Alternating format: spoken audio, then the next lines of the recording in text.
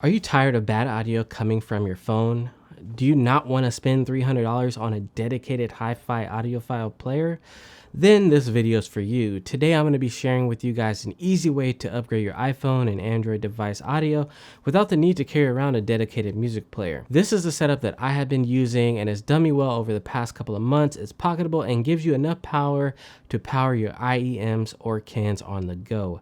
So, as some of you guys may have found, iPhones and Android phones may lack the power and volume necessary and needed to drive your headphones properly.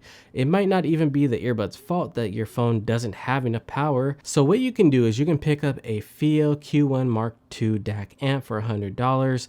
It comes with an aux-to-aux jack, a USB micro to USB Lightning, a USB micro to USB, and if you have a USB-C device, you have to pick up a cord, but those are only like $6. So you're spending $106 to upgrade the entire audio setup that you have. On the Fiio Q1 Mark II, you'll find a gain switch from low to high, a bass switch to increase the bass of your headphones. So for those of you who feel like your headphones just don't have enough bass, here is your solution staring right back at you in your face. It has two headphone jacks. One is a 3.5mm, the other is a 2.5, and there's a line out if you want to connect it to speakers or things like that. It also has a volume knob, which is what you use to control the volume of your music while playback. It's also got a DSD indicator when playing DSD files. All in all, this thing has powered everything that I've thrown at them with ease. The bass boost is also great,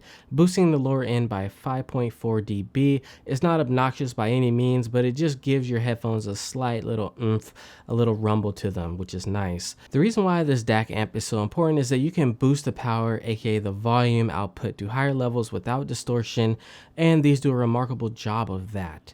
My headphones of choice, of course, being the SE846s by Shure, which are pretty expensive but offer great bass and isolation. I also switch off to the One More quad drivers, which are a little bit more affordable. I'll link both down below, but they give great fidelity as well and instrument separation. For a full review of both these headphones, check out the link in the description.